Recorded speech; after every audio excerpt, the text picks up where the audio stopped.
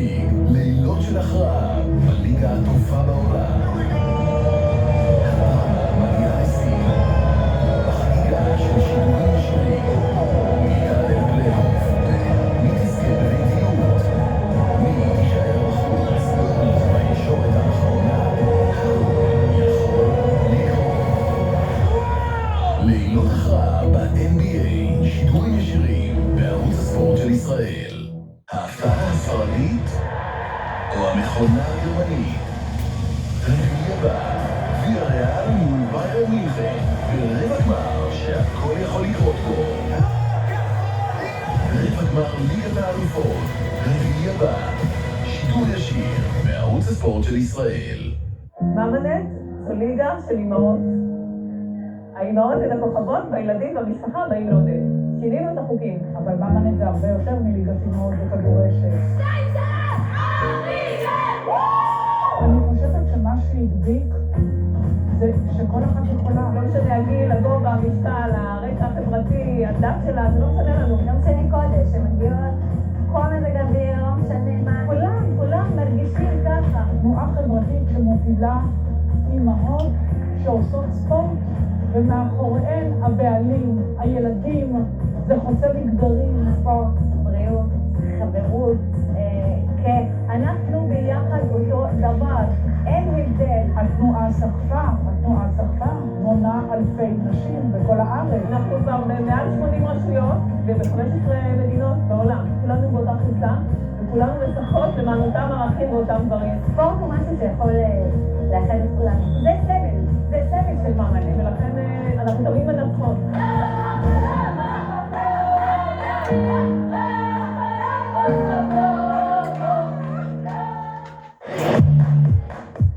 עדכונים שוטפים, חדשים, תוכניות, רדיו, פודקאסטים ותוני הספורט המובילים בישראל ואפליקציית ערוץ הספורט. הכי הרבה, הכי נצפה, הכי חשוב, תכלס.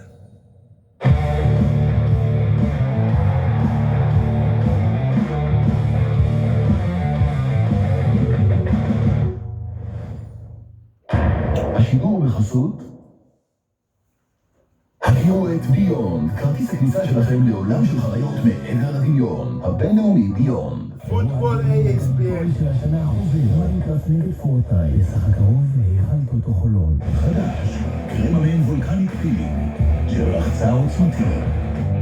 פוטבול AXPL לעצמך משהו. לי קופר, made to be different. צ'יזי בייט, חודש הצ'יז. So Portugal through the World Cup. North Macedonia's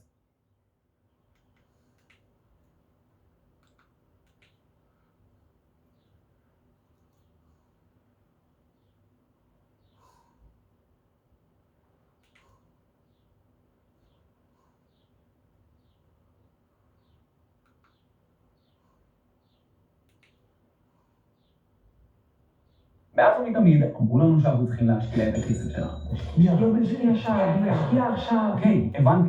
Last night, take a look, Wendy. Lakers, Mavericks. Lakers playing without LeBron James and Anthony Davis. First quarter, Mavs already up 8, and Luka Doncic is doing his dance. And I mean dancing on the perimeter, stepping back, knocking down the three. He scored or assisted on 30 of the Mavericks' 43 first quarter points, and he was just getting started. He was a tough fadeaway.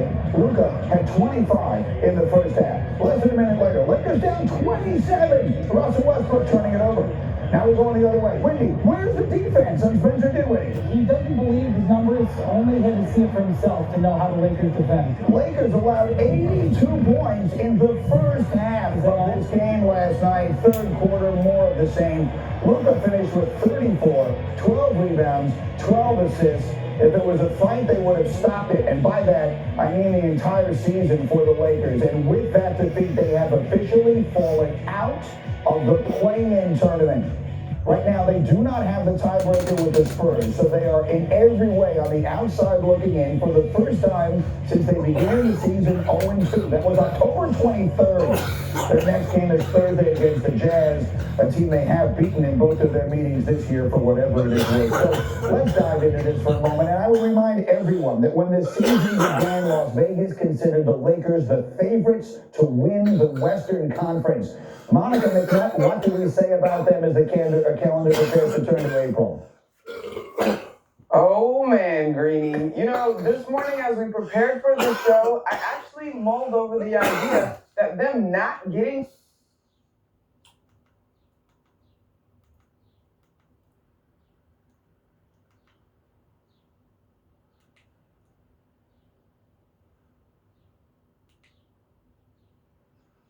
So Tom's got some jokes. Super Bowl champ Jeff Saturday now with us here on SportsCenter. Jeff, 2 weeks from today, Brady turns 44. His personal trainer Alex Guerrero was on Adam Schefter's podcast and was asked about how much longer Brady will play. Listen to this.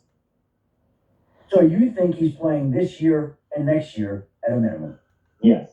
And you said unequivocally without hesitation. I know from my perspective that I want to honor my promise to him and helping him with his goals. I'm trying to prepare him to be able to do that. I try to keep his body, 3 years ahead of where we're going to be. I'm trying to...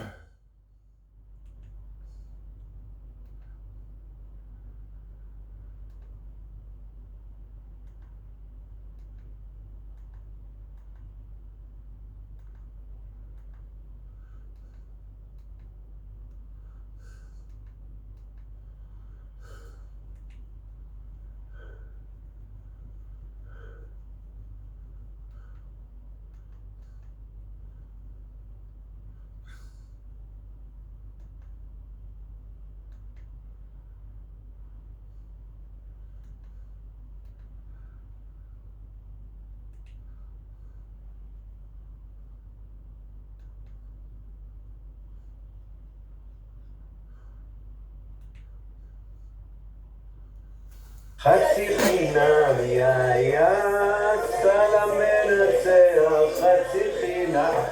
יקיריי, החג מתקרב, ואני כאן כדי לספר לכם שהשנה חצי חינם עשו את הכל כדי שלכל בית בישראל יהיה את החג הכי טוב. הם בחרו את נתחי הבשר, את הדגים, את הירקות ואת הפירות הכי טריים, במחיר הכי טוב, כדי שלכולנו יהיה חג שמח. חג שמח. חצי חינם.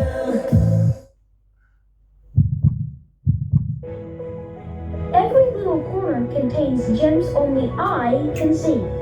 And I will put everything down in my journal, saving every memory. And Alba in the centre, the impressive Pedri along with Busquets and De Jong, and up front it's Dembele. Just incredible soap opera surrounding the Frenchman over the last few weeks. He has impressed so much, given the start then alongside Aubameyang and Torres, both of which have hit the ground running since making those January transfer moves. They sure have. And let's just start with Araujo and as to why he's playing and not Dani Alves. Well, it's essentially a reaction to the possible transition by Real Madrid with Vinicius Jr. Who do you want marking Vinicius Jr. on a sprint? Dani Alves at 38 years old or Ronald Araujo and his physicality and speed? Well, I think the answer is very clear from Xavi's perspective. As to the front three, what I think is important from Xavi's perspective is that he's given this front three now continuity. He's been kind of mixing and matching a little bit and rotation and I like this matchup and I like that matchup and maybe we play Traore. No. Here, when it counts, when it matters, your most important game, you're going with the front three that you think is most productive, and that's Ousmane Dembele, the goals of Aubameyang, and the movement of Ferran Torres. They have been playing at a high level, and then the guys underneath have also been playing at a high level. Frenkie de Jong has picked up his level of play. Busquets in possession has been excellent, was excellent against Galatasaray, and of course, you know I love Dusan Pedri. He's been excellent as well. This team from Barcelona is trending in the right direction. Now it's a matter of whether you can validate the things that you've been doing by getting a result today against Real Madrid. Now there's a number of Classico watch parties going on all around the country, including Miami. Sebastian Salazar is there with a special guest. Absolutely, Dan. Thank you very much. Alongside Barcelona legend Patrick Kluivert. Patrick, what do you think here of the Peña of Barcelona in Miami? Yeah, it's fantastic. You know how many people came to watch the game. It's fantastic that they're so desired to see the game. So it's very nice. We're going to watch a very good game. And came to watch the game. They also came to get his autograph. There was a line about 20 deep, about 10 seconds after he got in the door. I've been talking to some of these fans, and you realize that Barcelona fans are feeling good right now because the team is playing well. But there's also some nervousness because this is a real test against Real Madrid. How do you feel about Barcelona? Well, it is a real test. The last 4 games in the Liga they won, so this is the real test to play against a really strong Real Madrid at the moment. And of course, Benzema is not playing, so I can see that the people here are looking for a win. Xavi's a former teammate of yours. Obviously, the team has turned around since he took over. Can you put your finger on what he's done to make them so much better? Well, he had the signings of Traoré, Aubameyang, Ferran Torres. Those players, they know how Barcelona is playing. They're feeling the team very good, and I think that Xavi really wanted to have these guys to explore more of this team, and I think that you see his talent on this team. You mentioned Aubameyang. I find that interesting because I feel like when he signed with Barcelona, a lot of people were like, well, this isn't going to be a good fit, yet it's really worked. What do you think about it? Well, he did a fantastic job at Arsenal, of course, and Aubameyang is a great player. He needs to adapt still, but at the moment he's scoring games, he's scoring goals, and he's playing good. And I think he can do even better than he's now showing. Another player that people are very excited about, of course, the guys we're just talking about in the starting lineup today is Pedri. You would have been at Barcelona, you left in 2004, so really right when Messi is kind of becoming a thing. You hear the first Pedri comparisons, it was Iniesta. Now all of a sudden it's Messi. Is it too much? Well, it's not too much. I think that Pedri, how he is playing at the moment is fantastic. Such a young boy coming from Canary Islands, feeling absolutely fantastic in the team. I think that last year he played too many games, and that's why he was also injured for some time. But you see now he's back. He's putting the team really back together. When you usually have a Real Madrid-Barcelona Clásico, it's maybe for a league title on the line. There's right now 15 points between the two teams in the table. What is the change that Barcelona has to make to close that gap, in your opinion? Well, first of all, win this game. No, but you know, it's very difficult to get those 15 points really with 5 points or something like that. But you know, this is the Clásico. The Clásico is a special game. It's the best game in the world, I think. And those games you want to win. You say it's the best game in the world. You have played in, I think, if our statistics are right, 14 Clásicos in your life, okay? 4 goals, 4 assists, and 1 red card. Now, the video department couldn't find the red card. They're going to play some of your goals here that you have scored against Real Madrid over the years. What is it like? Give us the emotional feeling. What's it like to score in a Clásico? Well, as I just said, that it's the best game in the world, and if you can score in a game like this, and what you just said, normally it's between winning or the title or not. But it's a special game, you know.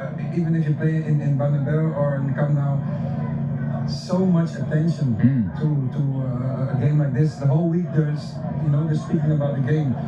And if you play, you know, it's I can't describe. You have to feel it. You have to been there and have done that, and you're one of the few guys that has. So great to have you here with us on ESPN Plus. We hope you enjoy the game. That's Patrick Kluivert. We're here from Miami, actually Coral Gables, the Barcelona Peña. The guys are lined up here. They need their pictures. They need their autographs. So let you do your thing. Dan, back to you. I love the thought of an L-wing sending out the way to get their pictures. Now, Seth, of course, one half of Football Americas. When one is on, contractually, the other has to be on as well. Hercules Gomez is in LA, ahead of this game at a watch party there. Yeah, hi guys, how you guys doing? I don't know if that's in my contract, but it should be. I hope it means a little bit more money. That Dan Thomas money would be nice. I got a chance to speak to Davor Suker precisely here in Los Angeles about this big game, El Clásico, and he was mentioning no Karim Benzema. What are you going to do? How can you combat that? The French forward, 33 goal involvements out of the big 5 leagues in Europe. No player has more. He's going to be sorely missed. Can Vinicius Jr. be that player? We were talking about that, 17 goals this season.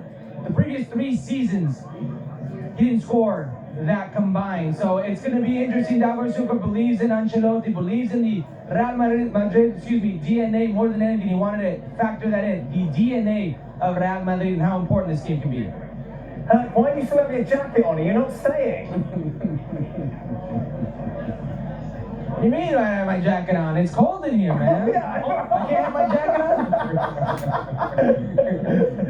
Hercules Gomez, thank you very much. Of course, it has been very much the breakout season, hasn't it, for Vinicius Jr. Has just performed on that sort of level that most are expecting when he made that move to Real Madrid. We go behind the science as to what made him click this season.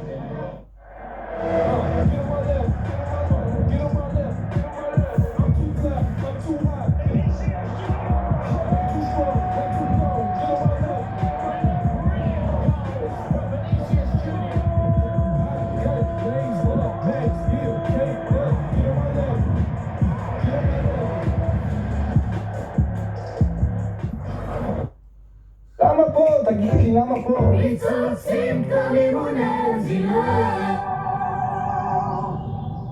אחרי שנתיים שתהינו בבית סבלנו ותבוא הגיע הזמן חושבים וזרים לשם זה נראה כל כך מושלם. אחרי שנתיים כאלה, הגיע הזמן לחדש בסופרגריל של טמבור.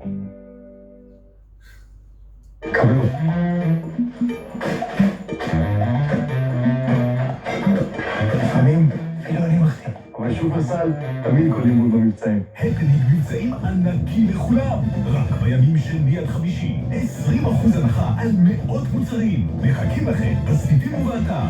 חג פסח שמח משופרסל.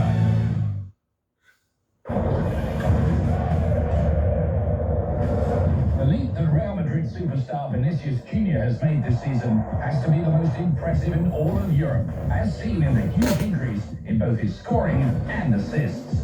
So what makes this Brazilian left winger so sensational and the focal point of the top scoring club in La Liga? Absolutely superb! Let's take a look. It all starts with his speed. In just 3 quick strides, he can hit over 14 miles an hour and cover 25 feet of ground. And his top speed of 21.5 miles an hour is an entire mile per hour faster than the average La Liga forward. But what makes Vinny special is how he changes his speed. While dribbling, he can stop in an instant and shift the vector of his hips by 120 degrees in just 4/10 of a second. That's similar to the aggressive hip movement UFC lightweight Justin Gaethje uses on a kick. Now, Vinny's finishing has also been stellar this season, with over half his shots being on target. Compared to last season, that's a jump of 20 percentage points. That increased accuracy highlights perhaps the biggest improvement in Vinny's game, his decision-making. Cool, calm and collected. To analyze his options when attacking, Vinny's brain utilizes what are called procedural memories located in the cerebellum. These memories, which build over time, allow his brain to chunk information into patterns. What this all means is that Vinny can subconsciously predict player movement and land crosses like this. That is a workabout! To hit Karim Benzema on this 25-yard assist, Vinny must drop the ball in an area that's just 5 square feet in size. If he's off left or right by just 0.6 of a degree, he misses the mark. That's a similar margin for error as Steph Curry drilling a 3-pointer from the logo. Steph Curry knocks it down! There's no question Vinicius Jr. has always had the talent, but now he's finally putting it all together, leaving us just as mind-blown as his opponents.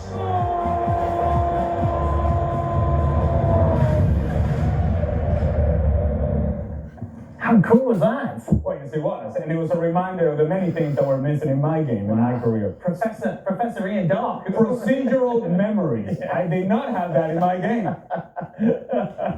Ian, of course, will be calling the game a little later on with Stephen Manham by his side. But let's go back pitch side, shall we?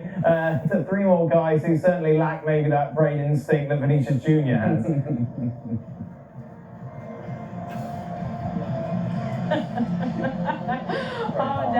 right there. We've got Casey Keller here with us, and he just told us that while he was warming up, he and the players used to actually try and hit the sideline reporters. So now I'm actually a bit worried here, but we definitely don't. But it doesn't say much for their accuracy that we've been standing here for 20 minutes and no one's with a been anywhere near us massive table, yet. but nobody's trying to hit us just yet. But let's talk about Vinny Jr. Luis, this is something that we've been talking about as well, because I keep going back to that match with Real Sociedad that I did see Benzema go off injured, and everyone started panicking, wondering who's going to step up for Real Madrid. And Vinny Jr. just looked like he didn't need anybody else. But you've spoken about the chemistry that he does have for Benzema. So how can he do without it today? And do you foresee this being a big night for him? I think he needs a game like this one to show that he doesn't need anybody next to him to shine. I think the improvement of Vinicius during the whole season has been fantastic. The decision making has been great. The link, of course, with Benzema has been, I think, one of the best that we've seen so far in the whole competition. But he needs to prove a point. He needs to show that on my own I can get this. I can be the leader of this team because I'm young, it's true, but I can give everything to this Real Madrid. It's not going to be easy.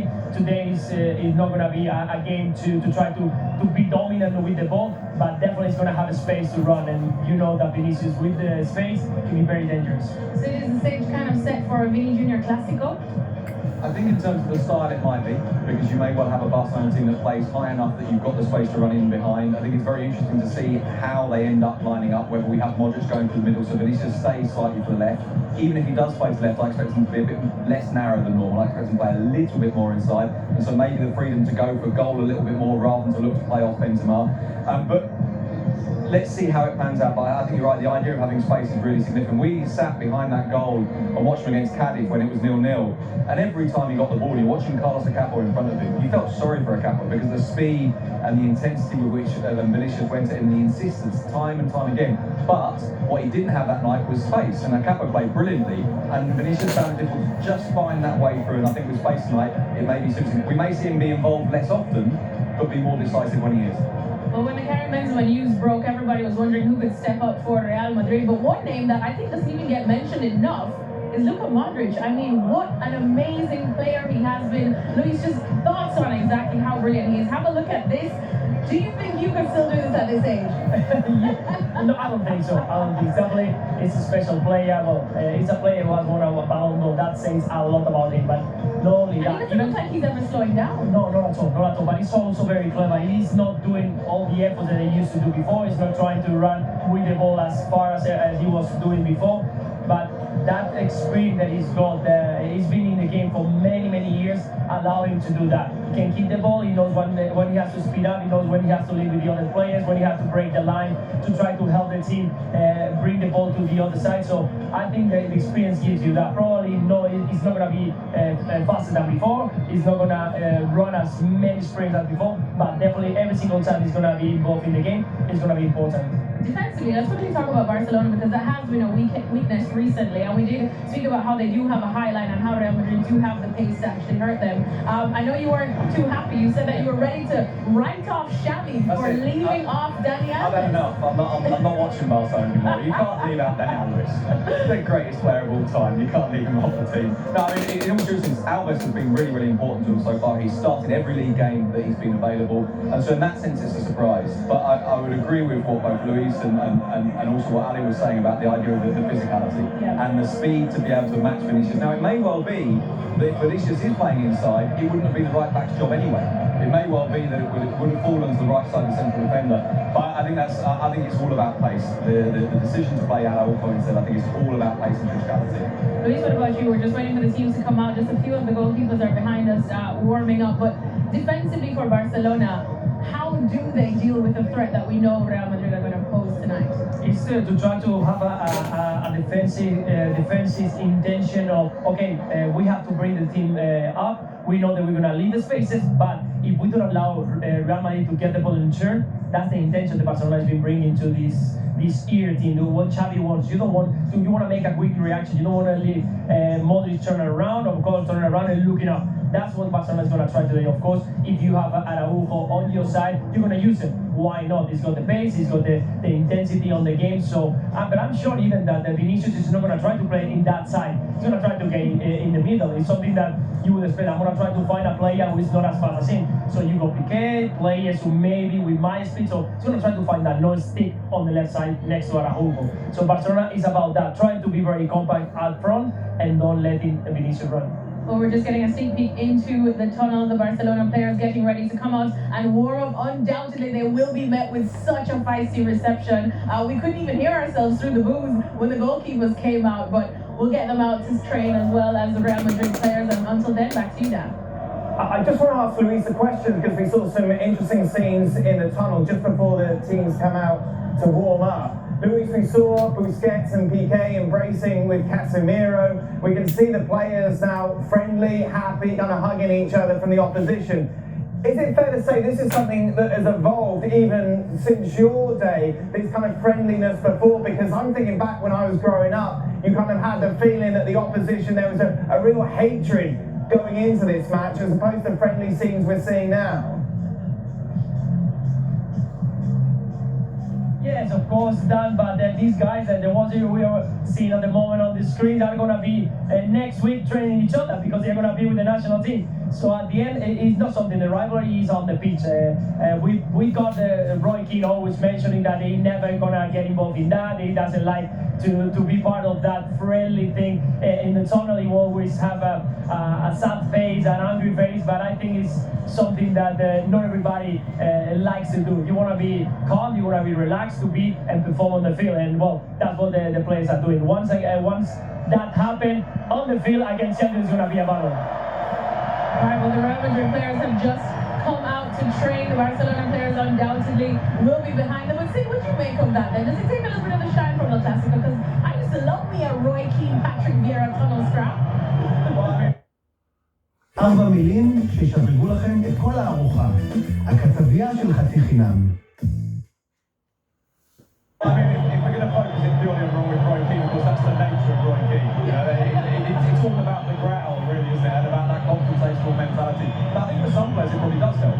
But for other players, I assume at least you don't need it. You don't necessarily need that to then go out and change the game. And you know, by the way, we saw there Dani Carvajal and Gerard Piqué, who have called each other out publicly a couple of times. There's been one or two kind of verbal confrontations. But I think most players, much more than the rest of us from the outside, actually know that part of this is a laugh, and part of this is a bit of a game, and it doesn't matter that much until the whistle goes.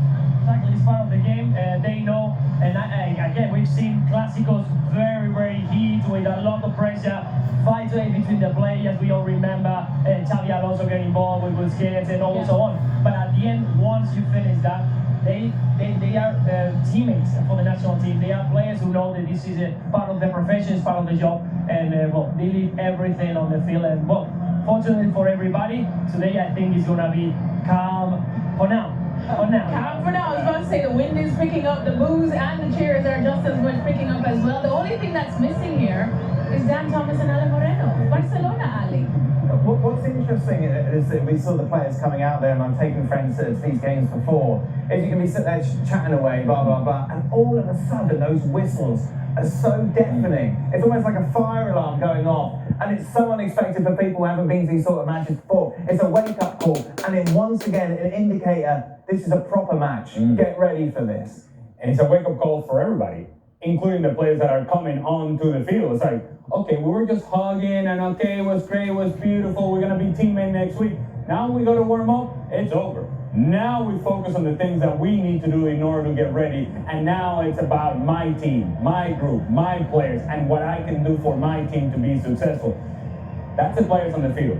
And the fans in the stadium, it's also, okay, we're here to see something special, and today has the potential of being something special. How do you explain the growth of Pedri so quickly and the maturity that he has shown from a Barcelona perspective? Because he looks like he's been around for years.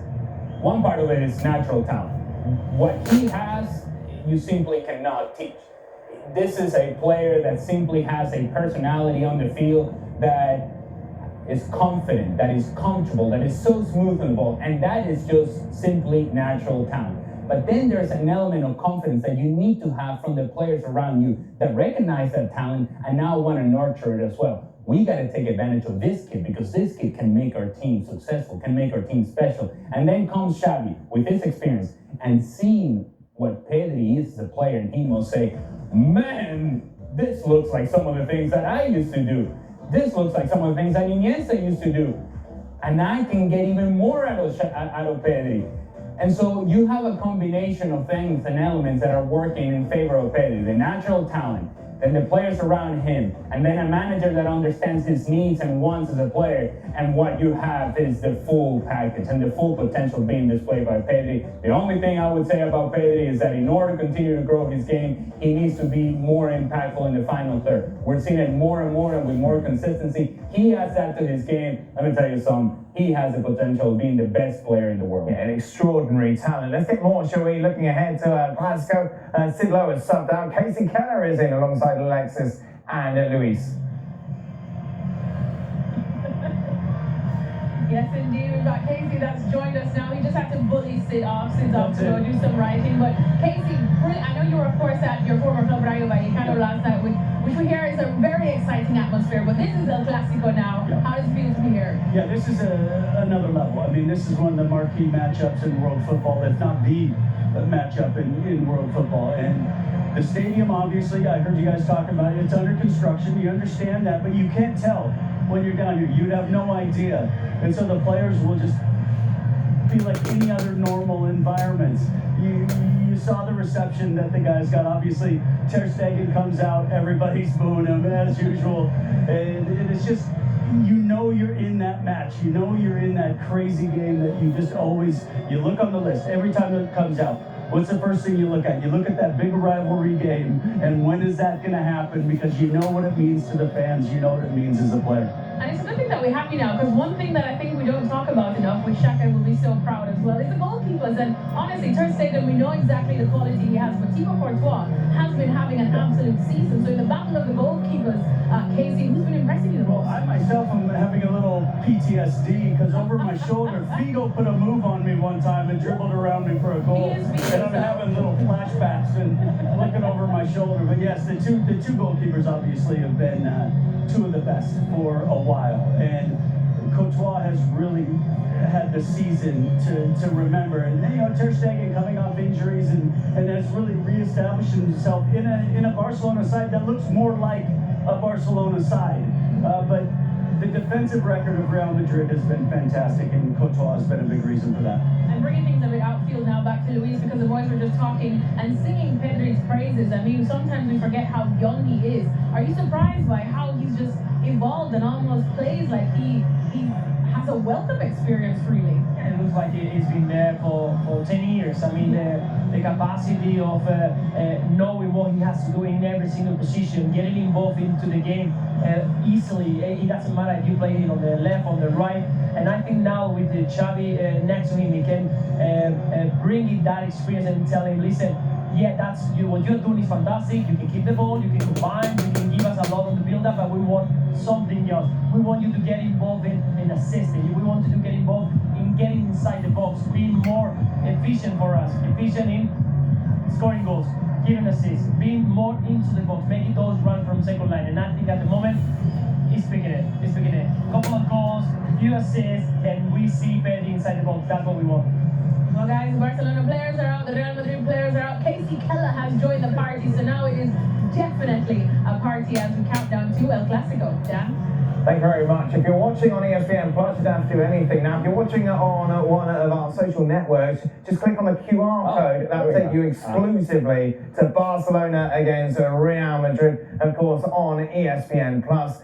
What is interesting, and what in fact will make a great documentary, is Ousmane Dembele over the last 3 months. Talk about highs and lows. His contract, of course, ends in the summer. Barcelona tried to get him to sign a new one. He refused because he'd have to take a pay cut. They then said, well, I tell you what, you're not going to play here ever again. Good luck to you. However, when he's been given the chance by Xavi, and despite the fact he's been booed by the fans at the Camp Nou, he has shone and been an absolute integral part in Barcelona and this unbeaten run they're on over the last few weeks. So, as I told you a couple of weeks ago, when he was being booed and scoring goals while he was being booed, Barcelona fans should have been booing Dembele the whole time, because since then, they have been getting the most productive version of Ousmane Dembele, a player who's producing not only for himself, but for others. He's cutting to the inside, he's finding passes, he cuts to the outside with that speed. He's also finding crosses into the box. He has a great understanding, has developed a great understanding of Aubameyang when the ball is coming into the box. And then he's also scoring